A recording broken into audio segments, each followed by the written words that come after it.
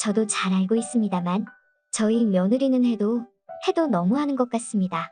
요새는 많이 안정되어서 며느리 얼굴을 똑바로 쳐다볼 수는 있지만 예전에는 며느리의 얼굴만 떠올려도 심장이 빨리 뛰고 오라통이 터져서 안정제를 먹어야 했습니다.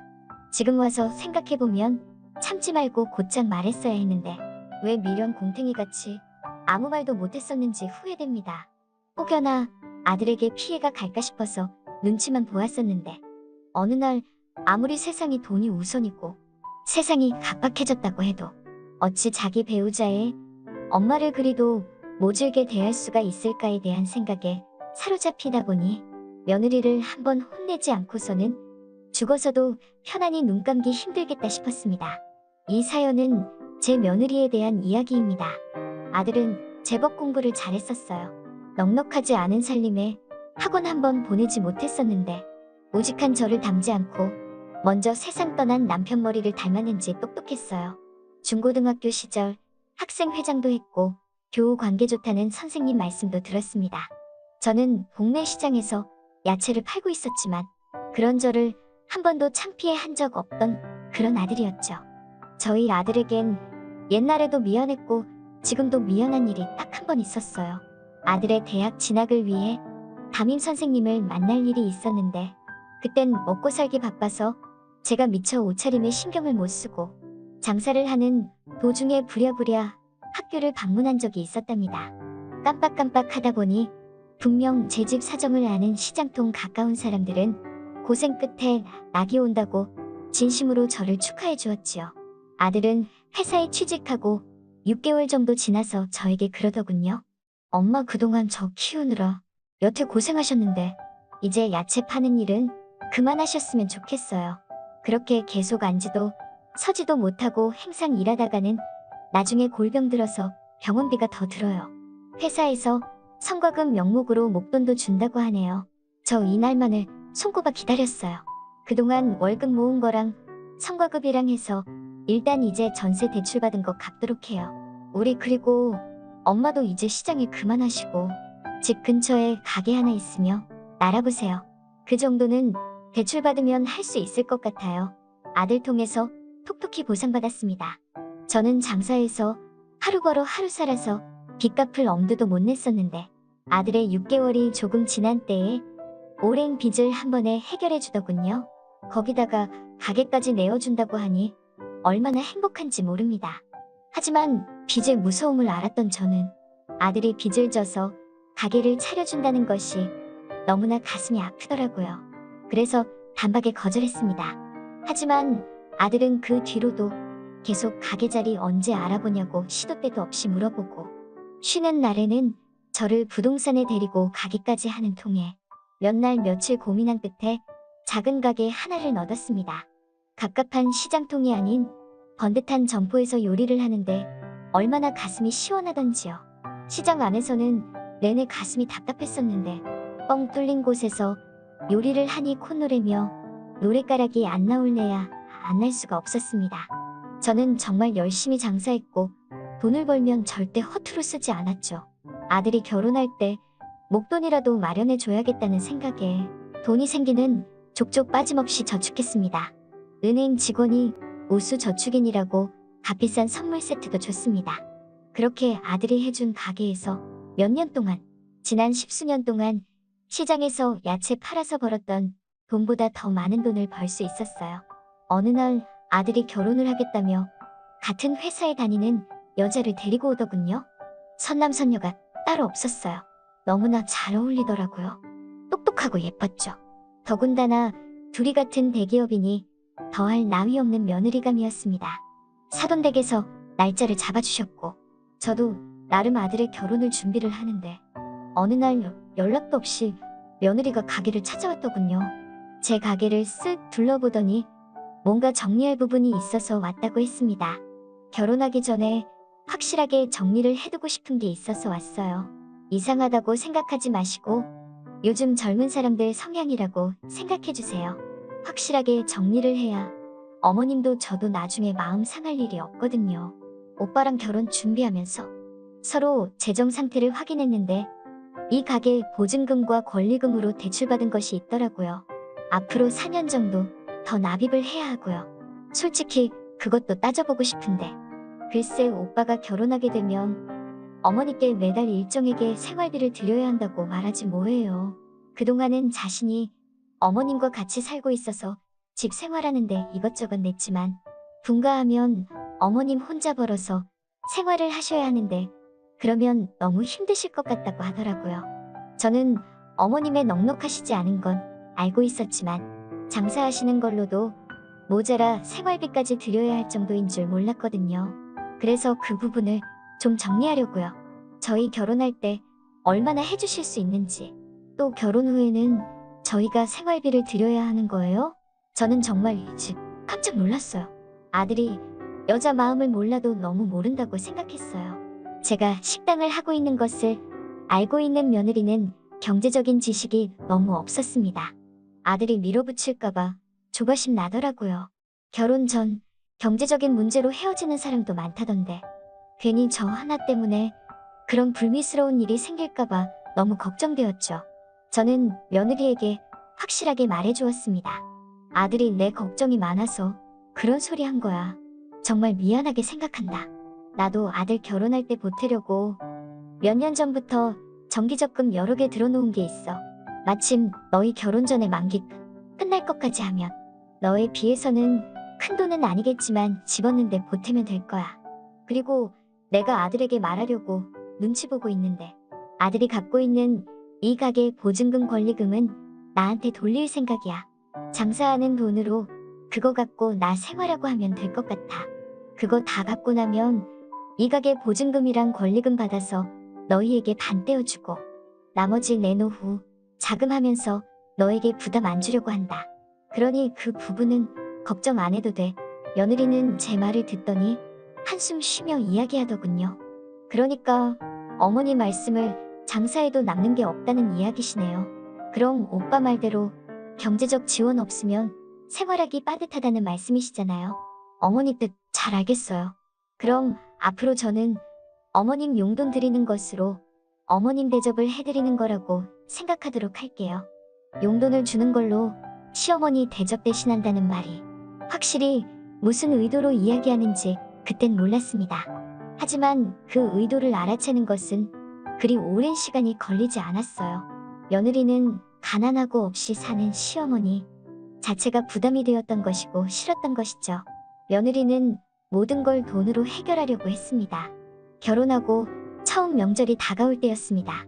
아들과 둘이 살 때에도 제법 명절 분위기를 내곤 했어서 명절에 다가올 때 즈음에 내신 며느리의 전화를 기다렸었는데 고맙게도 며느리가 제게 먼저 전화를 주었습니다. 명절날 어찌할 계획이냐고 며느리에게 물었고 며느리는 또박또박한 목소리로 제게 이야기했습니다. 어머니가 좀 설득해 주셨으면 좋겠어요. 제 친정은 명절 때 제사나 차례 같은 게 없거든요. 그래서 가족들이 매년 여행을 갔는데 이번에 다 같이 중국으로 가기로 했어요. 언니랑 형부도 같이 가는 건데 오빠만 융통성 없이 안 간다고 하는 거예요. 어머니도 아시다시피 저희 친정 부모님이 좀 넉넉하시잖아요. 언니와 형부는 저희 아버지 비위 맞추면서 눈에 들려고 하거든요. 그래야 아버지가 뭐라도 하나 주니까요. 근데 오빠는 그런 거 모른대요. 형부는 저희 아버지한테 잘 보여서 작년에 상가 주셨거든요. 아버지가 기분 팔아 눈에만 잘 들면 이것저것 사주시는데 오빠가 같이 친정 비위 좀 맞춰주면 되는데 고집이 세서 명절 땐 어머니께 가야 한다는 거예요. 솔직히 말해서 어머니가 오빠나 저를 위해서 해주실 수 있는 게 별로 없잖아요. 나중에 어차피 저희가 부양해야 할 건데 그때 실컷 보시면 되잖아요. 명절 때 어머니한테 가는 건 아무 이득도 없는 거라고요. 제 친정이 투자 가치가 훨씬 높은데 오빠는 세상 물정을 너무 몰라요. 어머니가 말씀 좀 잘해주셔서 제 말 들으라고 해주세요. 이번 명절 안가는 대신에 어머니 계좌로 용돈 넉넉히 보내드릴게요. 백도 하나 사시고 부족한 생활비 보태서 쓰세요. 그리고 어머니도 잘 생각하세요. 이게 다 오빠 위해서 이러는 거예요? 며느리는 제 할 말만 하고는 끊었어요. 제가 시어머니 자존심 세우겠다고 하면 아들에게 해가 될까 싶기도 하고 며느리 말대로 아들이 잘 되는 거라면 저는 아무래도 괜찮았어요. 아들에게 전화해서 이번 명절은 혼자 있을 생각이라며 아들 보고는 처가 댁에 가라고 했죠. 아들은 혹시 며느리가 무슨 소리를 한 거냐면서 자기가 혼자서라도 저한테 가겠다고 날뛰더군요. 저는 이런저런 핑계 대가며 그냥 아내 말 들으라고 했죠. 아들아, 너 왜 말귀를 못 알아먹니? 이번에 엄마 혼자서 해야 할 일이 있다고. 그리고 네 아내 말 좀 들어라. 내 장인 기분 파시면 괜히 미워 보여봤자 중간에서 너만 힘들어. 그냥 내 말대로 장인 장모 보시고 중국 여행 갔다 와. 갔다 오면서 뭐 화장품이나 기념품 좀 하나 사다 주고 다음 명절에 보면 됐지? 명절이 무슨 대수라고 어르고 달래고 명절 때 며느리 말 그대로 따랐습니다. 결혼 첫 명절인데 좀 서운하긴 했으나 아들 잘 된다는 며느리 말에 위안을 삼았죠. 계좌를 보니 100만 원을 넣었더군요. 그 돈을 어찌 함부로 쓸 수가 있나요? 나중에 손주 태어나고 그 녀석 학교 갈 때 사교육비로 주어야겠다고 생각하며 통장을 따로 하나 만들어 이체를 시켜놓았습니다. 제가 없이 살았던 핑계로 아들 녀석 제대로 학원 한번 보내지 못한 게 한이 되어 손주에게는 제대로 사교육을 제 돈으로 꼭 받게 해주고 싶었어요. 그렇게 아들 내외는 명절이 끝나고 바로 찾아주었어요. 그런데 그때 마침 아들은 얼굴만 비춰주고 급한 일 처리 때문에 회사에 잠깐 다녀오겠다고 나갔어요. 저와 며느리는 어색한 채 덩그러니 있으면서 텔레비전을 보고 있었는데 갑자기 며느리가 혀를 차더군요. 저를 빤히 쳐다보며 말하는데 그때 처음 며느리 말에 심장이 두근거리고 손이 떨렸습니다. 어머니, 저는요, 능력 없이 노후 대비 안 하는 부모들을 극도로 혐오해요. 그런 부모들이 자식들한테 뭐라 이야기하는 줄 아세요? 자식 키우느라 먹고 살기 바빠서 미처 노후 준비 못했다. 그러니 늙어서 힘 떨어진 나를 봉양해라. 이런 말 너무 뻔뻔하지 않나요? 힘들지 않게 사는 부모들이 어딨어요. 다 자기 능력이 없으니까 포장하는 거죠. 사고 싶은 거 다 사고 먹을 거 다 먹고 그렇게 사람들이 자식 떡 보려고 하는 거라고요. 저는 그렇게 생각해요. 어머니, 들으라고 말씀드리는 건 아니에요. 어쨌거나 이번에 제 말 들어주셔서 오빠에게 투자 가치가 더 높은 친정에 보내주셨으니 어머니는 예외로 쳐드릴게요. 진심이에요. 사람 면전에 대고 들으라고 이야기를 하는데 이게요, 어느 나라 사람인가 싶기도 하고 요즘 며느리는 다 그런가 싶기도 해서 제 귀를 의심했지만 대꾸 한마디 못하고 고개 숙이고 있었고 며느리가 가고 나서야 긴장이 풀리더군요. 근데 얼마나 긴장했던지 온몸이 경직되고 저녁 내내 배앓이를 했습니다. 그날 이후로 한동안 며느리에게 연락은 없었어요. 저도 별로 말 섞고 싶지 않았던 터라 오히려 연락이 올까 봐서 걱정이었죠. 어느 날 아들이 연락이 와서 주말에 아들네로 놀러 오라고 하네요. 저는 한사코 집에서 쉬겠다고 거절을 했지만 아들은 결혼한 지 1년이 다 되어가는데 며느리 밥상 한 번 못 받았지 않냐면서 식사 한 끼 대접하고 싶다고 자꾸 우기는 바람에 안 떨어지는 발걸음을 옮겼습니다. 아들네 집에 가기 전날에 아들이 좋아하는 음식들을 새벽까지 만들어 놓았고 양손에 가득 들고 집으로 갔습니다. 겨우겨우 버스랑 지하철을 타고 가는데 음식이 너무 무거워서 팔이 저리더라고요. 집을 나와 아들 집을 찾아가는데 거의 3시간은 걸린 것 같았습니다. 도착을 하니 아들은 잠시 시장에 갔다고 하고 며느리 혼자만 있더군요.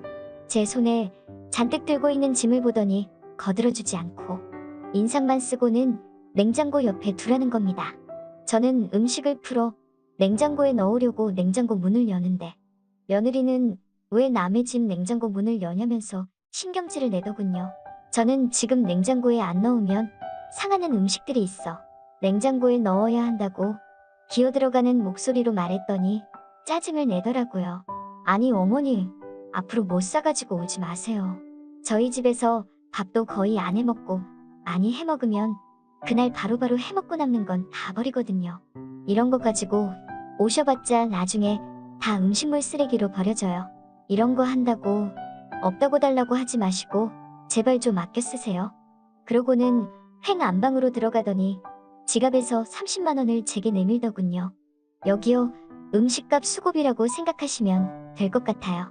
이거면 되셨죠? 저는 그 상황이 이해가 되지 않아서 눈만 껌뻑였던 것 같습니다. 며느리는 제 손에 돈을 쥐어주려고 했을 것인데 제가 거부하자 돈이 그만 바닥에 떨어지게 되었어요. 떨어진 수표가 마치 제 인생 같더군요. 며느리 앞에서 차마 눈물을 보일 수가 없어서 저는 바로 집을 나왔고 어서 빨리 그곳을 벗어나고 싶었습니다. 식당에서 고작 몇천 원짜리 음식을 팔아도 손님들로부터 수치스러웠던 적은 없었는데 며느리가 들어오고 나서 수차례 모욕과 며느리를 마주칠 때마다 온몸의 기운이 다 빠져나가는 듯 했어요. 집에 도착할 때까지 아들의 전화를 받지 않았고 겨우 집에 들어와 진정제를 먹고 나서야 진정이 되어 아들에게 전화를 걸어 했어 웃으며 침착하게 이야기했어요. 글쎄 우리 옆집 아줌마 알지? 급하게 나한테 전화해서 갑자기 아프다고 난리지 뭐니. 그 양반 아들이 지금 해외에서 일하잖니. 혼자 사는데 의지할 데가 없어서 내가 부랴부랴 뛰어왔다. 가만 보니까 급체한 것 같더라. 약 먹이고 뉘웠어. 아들 미안해. 다음에 갈게. 며느리한테도 수고했고 고맙다고 꼭 전해줘. 라고 한 뒤 아들과 전화를 끊고 나서 얼마나 울었는지 모릅니다. 없이 살았어도 다른 사람 것에 욕심 내본 적도 없고 정직하게 돈 벌었던 사람이었는데 제가 없이 산다는 이유로 며느리에게 왜 이런 모욕까지 당해야 하는지 도대체 이해할 수가 없었습니다. 한참을 울고 있는데 며느리에게 문자가 들어왔어요. 어머니 그렇게 가시면 제가 뭐가 되나요? 마치 제가 어머니를 쫓아낸 것 같잖아요. 저는 어머님이 고생하신 대가를 지불해 드리려고 했던 건데 제 손이 다 부끄러워지네요. 제가 무릎이라도 꿇고 제발 받아주세요 했어야 됐나요?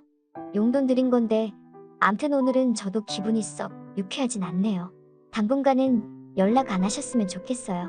웃음만 나오더군요. 아들만 생각하자면 며느리 말에 전적으로 납작이 엎드리는 것이 맞지만 이 노릇을 대체 언제까지 할 것이며 점점 힘들어지는 마당에 앞으로 더하면 더했지 덜하진 않을 것 같았습니다. 솔직히 저도 장사한 지 10년이고 수없이 사람 만나며 응대한 것이 얼마인데 새파랗게 어린 며느리에게 이렇게 맥도 못 추리고 수모만 당하는 제가 한심해졌어요. 오랜 고민 끝에 처음이자 마지막으로 며느리를 훈계할 생각이었어요. 처음으로 제가 먼저 며느리를 제 가게로 호출했습니다. 며느리는 자기는 잘못한 것이 하나도 없다는 듯이 아주 기세등등한 모습으로 제 앞에 서더군요. 마치 표정은 제가 한마디라도 잘못하면 달려들 기세로 잔뜩 독이 올라 있었어요. 대체 며느리 머릿속은 어떻게 생겨먹은 것인지 진심으로 궁금하더군요. 그런데 며느리가 먼저 저에게 말했습니다. 왜 일하는 평일에 부르신 거죠? 저를 혼내기라도 하시려는 건가요? 시어머니, 시집살이 뭐 그런 거 하시려고 하는 거예요? 저한테요? 제가 이런 말씀까지는 안 드리려고 했는데 어머니 그냥 가만히 계시면 안 돼요? 그냥 제가 드리는 돈 받아가시면서 제 비위 건드리지 마시고 불평하지 마시고 그렇게 사시면 안 되는 거예요? 제 솔직한 심정은요. 오빠만 이 집에서 쏙 꺼내고 싶은 마음이에요. 오빠 조건 좋고 너무 완벽한데 어머니만 생각했다 하면 뭔가 모자란다는 느낌이 확 들거든요. 이런 제 느낌이 계속되면 어떻게 되는 줄 아세요? 오빠가 점점 미워지고 어느 순간부터 원망하게 되는 거라고요. 진짜 아들 이혼하는 꼴 보고 싶으신 거예요? 며느리는 자기가 옳은 줄만 알고 잘도 떠들어대더군요. 저는 며느리에게 돈뭉치를 집어던졌습니다. 결혼하고 나서 번 돈과 며느리가 용돈이라며 준 돈을 한 푼 쓰지 않고 모아왔는데 그 돈 인출해서 며느리 면상에다가 던져버렸죠. 네가 뭘 알면 얼마나 안다고 수작질이냐? 내가 내 남편 엄마인 건 아니? 내 눈엔 내가 돈 없고 힘 없고 무시해도 되는 늙은이냐? 자 여기 300만 원이다. 네가 준 거야. 누가 들으면 네가 매달 나한테 수백만 원씩 주는 줄 알겠다. 나 이 돈 없어도 식당 일해서 잘 살고도 남는다. 더러워서 이 돈 가지고 싶지도 않으니까 하나하나 다 주워서 가지고 가거라. 내 말대로 결혼할 때 아들로부터 가게 보증금이랑 권리금 다 가져왔고 내가 분명 나중에 정리해서 반 띄워주겠다고 했는데 내가 지금 너희 결혼 후에 너한테 경제적으로 피해준 거 있니? 있으면 말해봐. 나를 돈 없다고 거지 취급하지 말고. 며느리는 억울하고 놀란 듯 제게 어버버하며 흥분해서 말하더군요. 어머니가 결혼하고 나서 오빠한테 가게 얻어가기 전에 오빠가 갚았던 돈도 있잖아요. 왜 그건 계산 안 해요? 어이가 없더군요. 며느리는 좋은 대학, 좋은 직장에 다니면서도 산수 공부를 제대로 하지 않았던가 봅니다. 너는 내가 금이야 오기야 키운 내 아들 얼마나 주고 데리고 갔니? 결혼 전에 아들이 내게 그거 해준 것이니 손해라는 거냐? 지금 그게 네 손해야? 난 수십 년 음식 팔면서 몇천 원 받으면서 살았지만 너보단 산수 잘하겠다. 그럼 너도 30년간 내가 아들 키운 값 나한테 내놓고 그리고선 같이 살아라. 그리고 내 아들이 너보다 연봉도 높지 않니? 너 알고 봤더니 3년 계약직이라며? 내년인가 정규직 되느냐 마느냐 하던데. 만약 정규직 안 되면 그때 그 회사보다 더 좋은 데 갈 수 있다는 보장은 있니? 내가 내 아들보다 돈을 더 많이 번다는 보장이 있냐고. 앞으로 내 아들이 너를 넘을 가능성이 더 높은 거 아니니? 그러니까 앞으로 아들이 벌어들일 돈의 최소한 20%는 나한테 줘야지 않겠어? 가처분 소득에 대한 기여 들어갈 수 있잖아. 쉽게 말해주리. 내 아들의 밥벌이가 다 내 덕이 아니냐 말이야. 그거 부정할 수 있어? 어디서 수작질이야. 수작질이. 그리고 내 아들은 나 닮아서 건물 같은 거 바라지도 않는다. 내 친정 부모님 눈에 안 들어도 지금 연봉 잘 모으면 금방 집 사고 부유하게 살 수 있어. 넌 그걸 모르니? 아니면 너의 부유함의 기준이 얼마인 거니? 그러면 딴 남자 만나서 살아. 대기업 직원보다 돈 더 많이 버는 남자. 거기다가 시어머니 자리도 부자인 사람으로 재혼해. 그냥 이혼해라. 내가 내 아들 죽을 때까지 책임지고 살 테니까 이혼해. 그리고 내가 내 아들한테 지금껏 너한테 당한 일들 이야기하면 가만히 있을 것 같냐? 너 진짜 자신 있어? 내 아들이 과연 내 편을 들어준다는 확신이 있냐고. 없으니까. 내 아들 앞에서 살살거리는 거잖아, 안 그래? 너 정말 그렇게 사는 거 아니다. 너 그렇게 살면 너희 부모님 욕먹이는 거야. 돈 없으면 시어머니도 아니고 돈 없으면 가족도 아니니? 그리고 내가 너한테 돈 달라고 했어? 이까지 푼 돈 나도 필요 없어. 꼴랑 몇십만 원 주면서 무슨 자기가 대단한 줄 아나. 돈 100단위로 주면서 제가 돈 드리잖아요 라는 말을 해야 하는 거 아니니? 어디서 가짜는 게 들어와서는 시어머니를 거짓 취급을 해? 이혼 서류 만들어서 원본은 법원에 제출하고 복사본은 내가 두고두고 너를 생각하면서 간직할 테니까 썩 꺼져. 음식물 쓰레기 끼얹기 전에 저는 음식물 쓰레기를 바가지에 담는 신용을 했고 며느리는 미친 여자처럼 비명을 지르며 가게를 뛰쳐나갔어요. 시장 상인들이 며느리 얼굴을 아는지라 조금 창피하기도 했지만 이 또한 지나갈 일이니 수근수근 거리는 소리는 무시했습니다. 그날 저녁부터 시작해서 하루에도 몇 번씩 며느리는 제게 반성의 메시지를 보내면서 용서해 달라고 하더군요. 제발 아들에게 이야기하지 말아 달라고 했는데 답장 한 번 안 했습니다. 아들은 저와 며느리의 이상한 기류를 눈치챘는지 계속 무슨 일이냐고 물어보았지만 내 아내한테 가서 물어보라고 하였습니다. 아들의 추궁에 며느리는 묵묵부답했죠. 며칠 뒤에 얼굴이 반쪽이 되어서 며느리가 가게로 찾아왔어요. 죄송하다며 눈물을 뚝뚝 흘리는데 용서해줄 생각은 없었습니다. 대신 한마디 했습니다. 내 아들 키운 값 어떻게 상환할지 가지고 와. 요즘 채무에 대한 법정 이율 15%라고 하더라. 올해 연말 넘기면 내가 정하고 연 15%로 이자 지급해야 한다. 그게 싫으면 이혼하던가. 강하게 밀어붙였습니다. 그때부터 지금까지 매주 금요일에 며느리가 아들을 데리고 제 집으로 찾아옵니다. 아들은 낌새를 눈치채고도 모른 척을 합니다. 올 연말까지 두고 보고 이혼을 시킬지 말지를 결정하려고 합니다. 간땡이도 작은 며느리가 결혼 전부터 왜 그리 드세게 나왔는지 참 알다가도 모를 일입니다. 이 자리를 빌려 며느리에게 한마디 해주고 싶습니다. 며느라, 내년에 정규직 안 되면 가게 나와서 음식하는 것 좀 배우도록 해라. 인생은 호락호락하지 않다. 머리가 안 되면 몸으로라도 때우거라. 제 사연은 여기까지입니다. 지금까지 제 이야기를 들어주셔서 감사합니다.